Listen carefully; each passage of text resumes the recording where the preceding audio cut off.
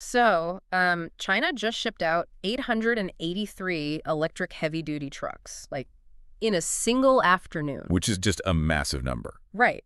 And meanwhile, over in the Philippines, you have this traditional power plant company that just stockpiled 10 billion pesos to basically, morph into a tech-driven mobility company. Yeah, it's a complete paradigm shift. It really is. And I feel like we often think of the electric vehicle revolution as just a car story, right? Like it's all about early adopters and shiny new sedans. Oh, absolutely. But it isn't. No. Yeah. What we're actually looking at right now, and it's August 15, 2026, by the way, is honestly the most aggressive rewiring of global infrastructure in a century. Welcome to the deep dive, everybody. Glad to be here. And you're so right. The vehicles, they're just a visible tip of the iceberg. The real revolution is, well, it's entirely invisible to the average driver. Right. It's this massive web of capital and urban planning and like molecular chemistry that's just working in the background to keep all those wheels turning. Yeah, and that is exactly our mission today. We are taking a deep dive into this huge stack of sources for you.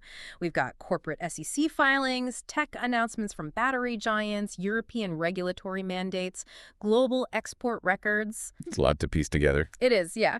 But we want to synthesize all of this to figure out how the world is actually pulling this off. Like, how do we get from the physical plug on a highway all the way to the billions of dollars shifting in these corporate boardrooms? It's a complex puzzle, for sure. But when you lay all these pieces out side by side, the picture of our new energy landscape becomes incredibly clear. Yeah, so let's start with the physical spine of it all, right? The global charging ecosystem. I was reading through the notes on this European regulation, the AFIR mandate, and man, it looks incredibly strict. So it is. It's not playing around. The EU is taking this very heavy-handed, like top-down approach to making sure people can actually charge their cars. Help me wrap my head around what they're actually forcing member states to do here. Right, so the Alternative Fuels Infrastructure Regulation, or AFIR, is essentially the EU drawing a massive line in the sand. It actually took effect back in April 2024. Okay. And, it isn't a gentle suggestion. It's a sweeping legal mandate. The core of it dictates that by 2025, there must be 150 kilowatt fast chargers stationed basically no further than 60 kilometers apart along all the major trans-European transport networks. Every 60 kilometers? Wait, so you are basically never more than, what, a half-hour drive from a fast charger anywhere on a major European highway? That's the baseline, yeah. But the brilliance of AFIR, and this is highlighted in the data from a platform called Spiri the Brilliance, isn't just the geography. What is it then? It's the user experience. They mandated completely transparent pricing and what they call smart charging capabilities. Okay. If you think back to the early days of EVs, driving across borders in Europe meant downloading 15 different proprietary apps. Ugh, the worst. Carrying 3 different RFID subscription cards, and just hoping the charger you finally found actually communicated with your specific vehicle brand. It was a total nightmare. I've heard stories of people being stranded, not because there wasn't a physical charger there, but because they didn't have the specific app to unlock the thing. Exactly. And that's exactly the problem AFIR solves. Now, you must be able to pull up to any station, tap a standard credit card, or use contactless payment and just charge. Oh, wow. So no subscriptions required at all. None. One of our sources from Ember actually frames this entire regulatory push beautifully. They call it Europe's deliberate shift from oil dependence to electric security. I like that phrasing. Yeah, by forcing this level of standardization, the EU is basically treating EV charging as a critical public utility, much like the water supply or the electrical grid itself, rather than just, a private tech venture. It really feels like the airline industry, honestly, like forcing every single airport globally to use the exact same air traffic control system so you don't have to worry about compatibility. That's a great way to look at it. But I look at that heavy-handed European regulation and I wonder how it compares to what is happening over in Asia, because the sources detail this massive EV spine being built in the Philippines by AC Mobility and Shell Pilipinas. And that isn't government mandated at all, is it? No, that is entirely corporate-led. But the outcome they are chasing is identical. They want to kill range anxiety. Right, just doing it through the private sector instead. Exactly. In the Philippines, the infrastructure rollout has to be driven by market demand and strategic corporate partnerships. AC Mobility, which is the mobility arm of the Ayala Group, they recognize that if they want to sell EVs, they basically have to personally build the infrastructure to support them. And the scale of what they are doing is pretty wild, honestly. The announcements from July 2026 show AC Mobility's network exceeding 200 charging locations. Yeah, it's growing fast. And what really stuck out to me is that they aren't just clustering these chargers in the wealthy business districts of Metro Manila just to look good on paper. They are building out actual functional transit corridors. Right, because the geography of their rollout is the most critical factor here. I mean, they recently brought 8 new hubs online in a single month. Wow. We're looking at major Shell stations along the North Luzon Expressway in Pampanga, locations in Zambales, Pangasinan, and stretching all the way down to Davao City in the south. So they are strategically placing these DC fast chargers along major shipping and long-distance travel routes. They are literally building a physical backbone for the country. They are. And just like the EU's goal of frictionless charging, they've integrated all these stations into a single digital platform, the Evro app, so drivers can locate points and pay seamlessly. It's the critical first step for any region, really. Standardize the experience, make it visible, and make it reliable. But, we have to realize that fixed chargers on a highway, whether mandated by the EU or built by Shell, they only really solve the problem for passenger travel. Good point. So we've got these incredible highway networks for road trippers and families, right? But what if you aren't driving to the province for the weekend? What if you're running a massive fleet of delivery vans in a really congested city? That's a whole different ballgame. Because having your commercial drivers sit at a Shell station for 45 minutes to charge completely kills your profit margins. So how do we solve the charging problem when the vehicle itself is the business? You hit the nail on the head there. Commercial fleets, taxis, ride-hailing vehicles, logistics vans, they operate on incredibly razor-thin margins. Yeah. A family can stop for lunch while the car charges. A commercial driver loses money for every single minute their vehicle sits idle. For the modern economy to keep moving 24/7, the infrastructure needs to be much more fluid. You just can't rely solely on fixed stations. I was actually reading about EC Mobility's Power on Wheels, or POW, and it completely flipped my understanding of how this works. It's a really cool concept. It is. Because instead of the car going to the power goes to the car. It's a mobile charging solution bringing up to 120 kilowatt-hour capacity directly to condominium developers, offices, and fleet operators. It's an ingenious workaround for urban density, honestly. Many businesses in major cities simply do not have the real estate or even the capital expenditure budget to build their own fixed multi-million peso fast-charging depots. Of course not. That's a huge investment. Right. So Power on Wheels allows them to essentially order the power to come to their location. And crucially, these mobile units carry adapters for all the major global charging standards. Oh, that's smart. Yeah. Whether a vehicle uses a CCS2 plug or the Chinese GBT standard, the mobile unit can charge it. Here's where it gets really interesting, though. It's like having a dedicated pit crew that drives to your fleet's parking lot while your drivers are asleep, rather than forcing your drivers to hunt down a gas station during their shift. But wait, isn't relying on a mobile charger just, I don't know, a temporary Band-Aid for a lack of permanent physical infrastructure? I wouldn't call it a Band-Aid. It's actually operational resilience. If we connect this to the bigger picture, this dynamic charging model is what makes full fleet electrification financially viable. Let's look at the specific partnership between AC Mobility and Grab Philippines highlighted in the sources. Right. Grab is powering its Grab Car electric and Grab Taxi electric fleets using AC Mobility's Charge Fleet digital platform. Exactly. And this is where that resilience really takes center stage. Walk me through how that actually changes a Grab driver's day, like on the ground. Sure. So under a traditional model, a driver finishes their shift, goes to a public charging station, waits an hour, and then hands the car off to the next shift driver. Which is wildly inefficient. Incredibly.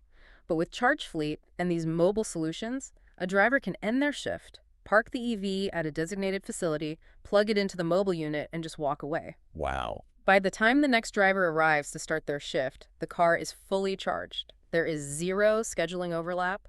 There is no idle time waiting in a queue at a public station. So they are essentially unsticking the bottleneck of the physical cord. And they aren't just changing where fleets charge, they're trying to change when average people charge too.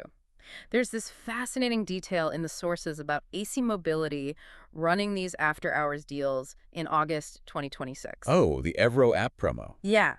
if you use their Evro app to charge your car between 10 p.m. and 7 a.m. at select Metro Manila hubs, you save 200 pesos. That is a textbook grid management strategy using behavioral economics. It makes me think about my own electricity bill, honestly. You always hear about rolling blackouts during the hottest part of the afternoon when everyone has their air conditioning running. Are they just trying to keep cars off the grid during those peak hours? Precisely.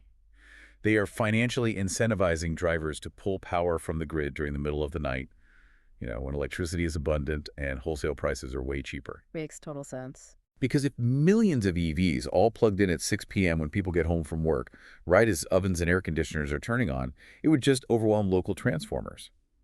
By pushing the charging behavior to off-peak hours, it's a win for the driver's wallet and a vital protection for the broader power grid stability. Okay, so we have the physical stations on the highways, and we have these dynamic pit crews keeping the urban fleets moving. But what are we actually plugging in?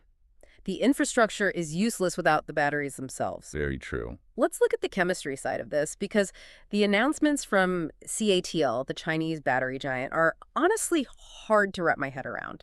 The advancements CATL revealed at their Super Technology Day in Beijing back in April 2026, they really represent a massive leap in how we think about energy storage. Yeah. For the last decade, the entire automotive industry was desperately searching for a single silver bullet battery chemistry.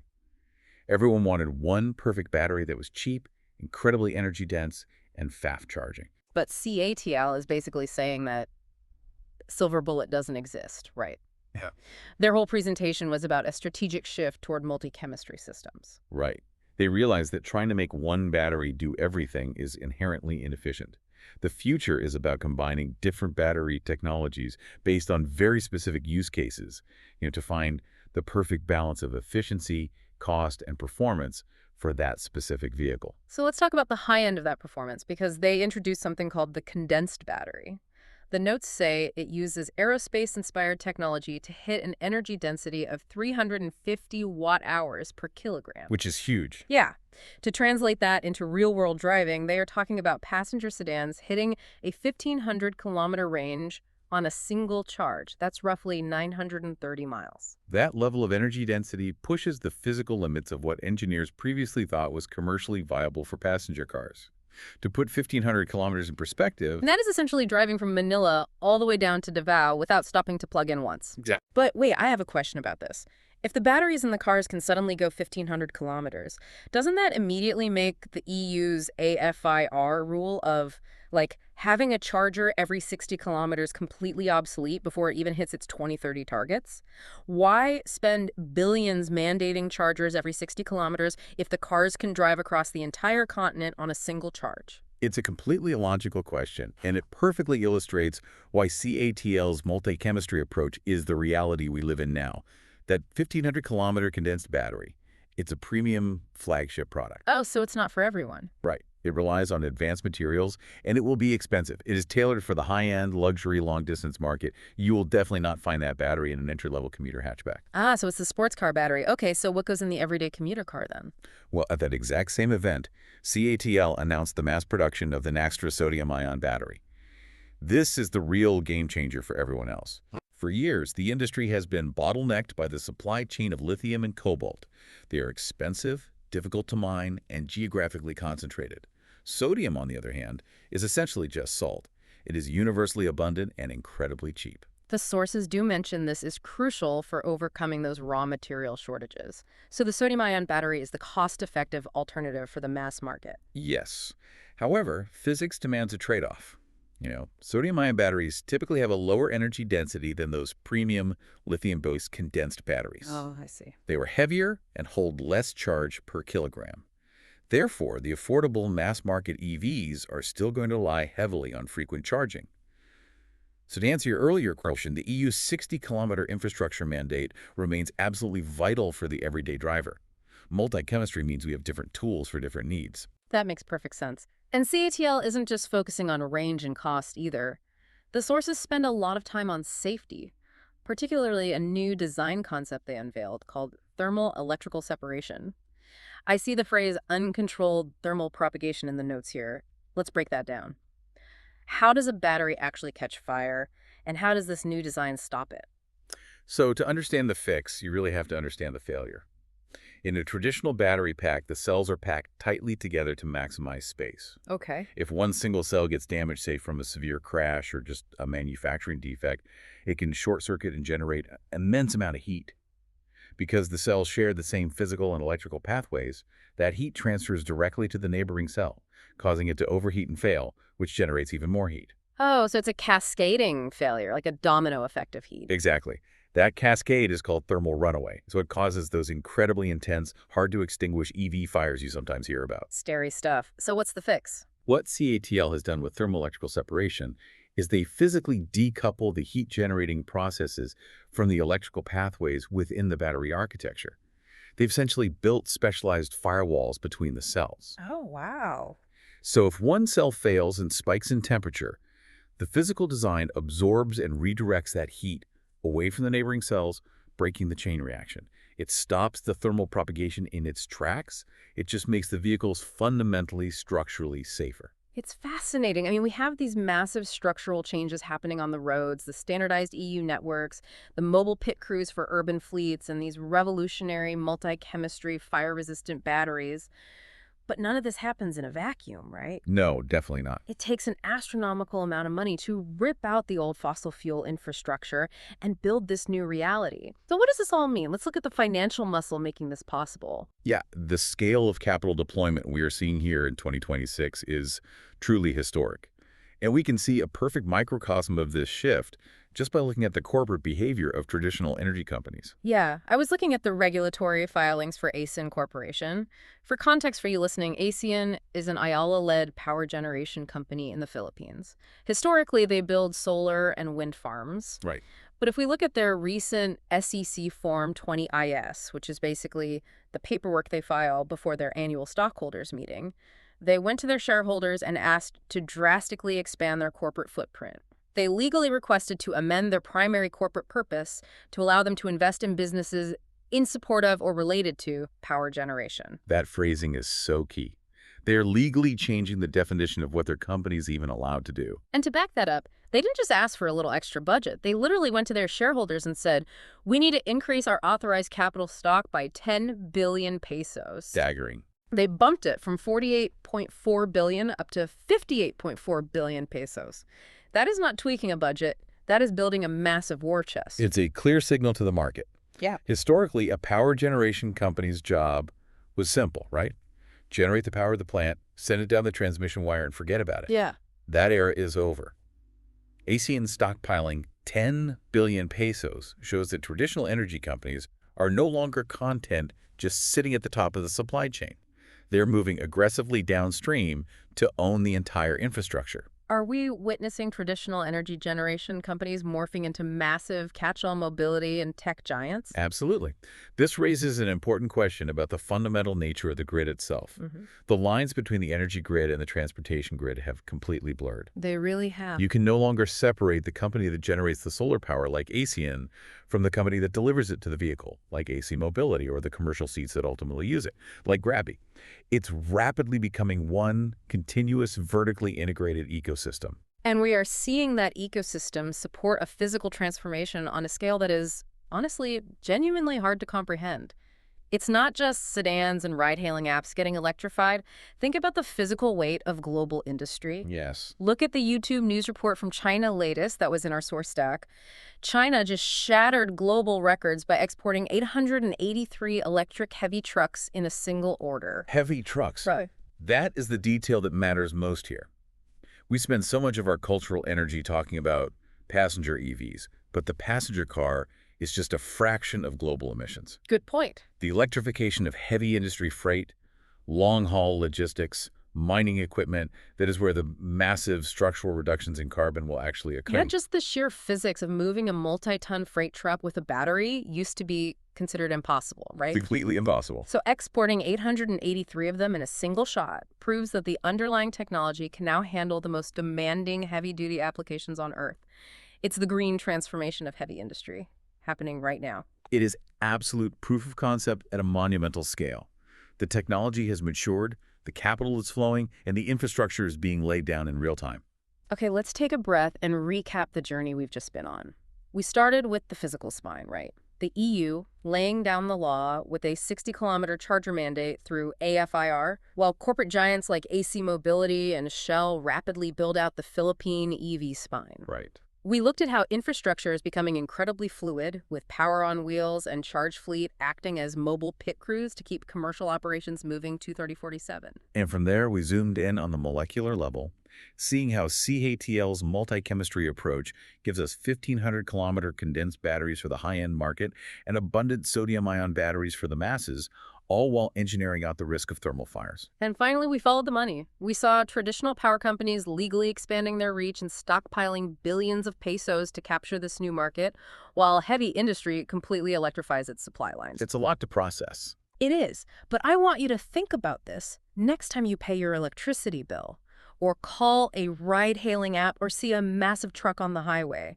You are witnessing the absolute rewiring of global energy and transport. It is a profound shift, and if we connect all these dots, if our vehicles are suddenly becoming giant, mobile batteries capable of driving over 1,000 kilometers, and energy companies are legally expanding their reach to control the entire network, from the solar farm all the way down to the charging hub, it leaves us with a fascinating and maybe slightly unsettling question to ponder. What's that? In the near future, will you even own the power inside your car?